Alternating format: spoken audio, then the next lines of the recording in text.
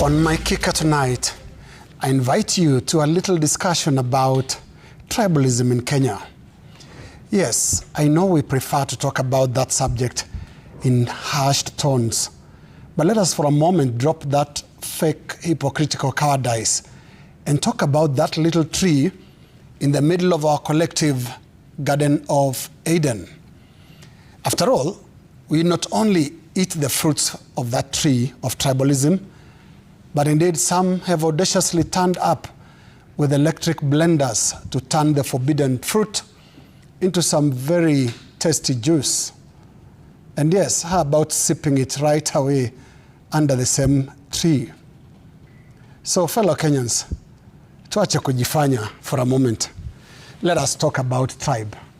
Okay then, I'll go first. I am a Maasai, pure and proud, born and bred. Now, in the context of our discussion on tribalism in Kenya, I offer that there'll be very little to accuse the Maasai of. In Kenya's politics of tribal numbers, the Maasai are few and quite frankly, often don't even give a strand of an oxtail on how the heck the contests of political numbers go. For a Maasai, it is Inkera, that is women and children, or Inkishu, that is cows, or Enkai, that is God, the giver of rains. The rest really don't matter that much. And they have not quite cared for a while. Indeed, our forefathers straddled the land back in the era of greatness, leaving behind beautiful names that include Enkare Nairobi, that is the place of cold waters that became this, our capital. Then they went around, even signed two really bad non-reciprocal agreements with the British colonialists in 1904 and 1911. And that is how I ended up being born in Transmara, Narok County, and not Uasin Gishu County, the original home of my Uasin Gishu clan and my family. End of my story. What is yours? And by the way, what's your tribe? Now, early this week, a judgment from the High Court spoke in plain terms about tribes. It spoke about the Kikuyu tribe, and it spoke about the Kalenjin tribe.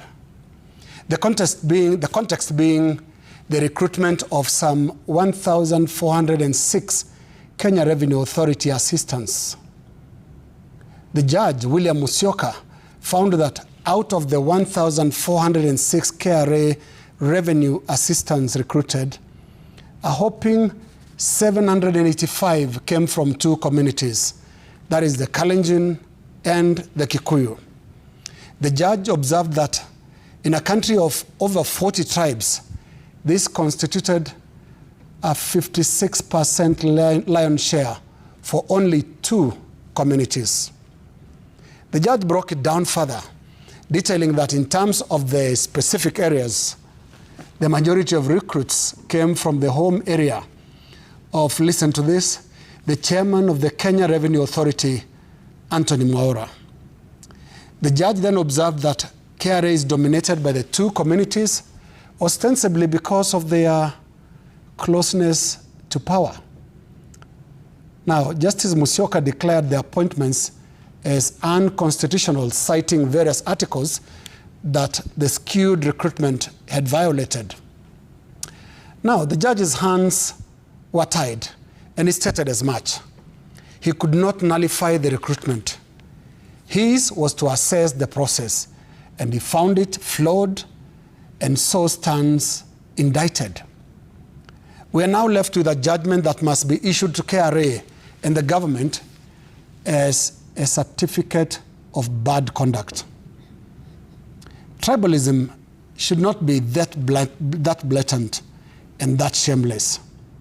For a National Revenue Authority to recruit a SIF for a mission of collecting ethnic marbles should be found plain below the standards of nationhood.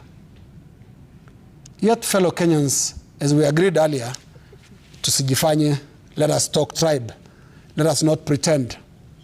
This is how we have always conducted ourselves. It was just that KRA forgot to draw the curtains. What are the chances that that is the trend right across government departments, especially in a situation where top leadership has invoked shareholding rights? How about simple questions of conscience like, if two communities take 56%, what happens to 41 other communities? And all the while, how do the rest of the so-called fellow countrymen actually feel in the face of such blatant bad table manners?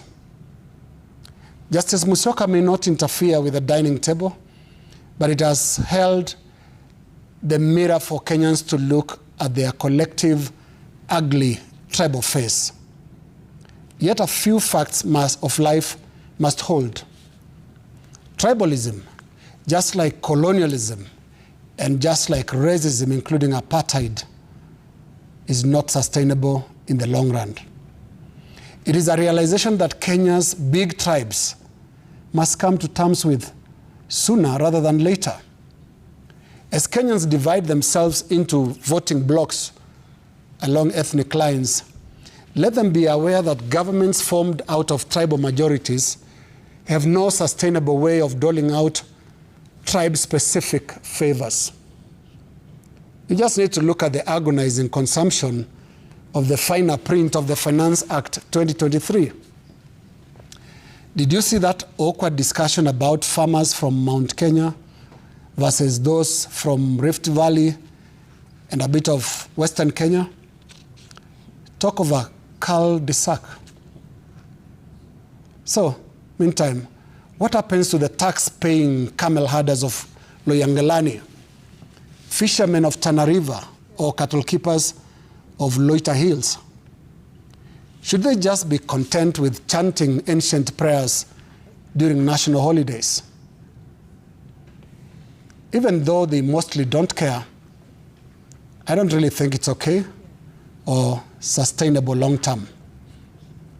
And to paraphrase Guinea-Bissau freedom struggle hero Amilcar Cabral, nationhood can only be born out of the death of tribalism.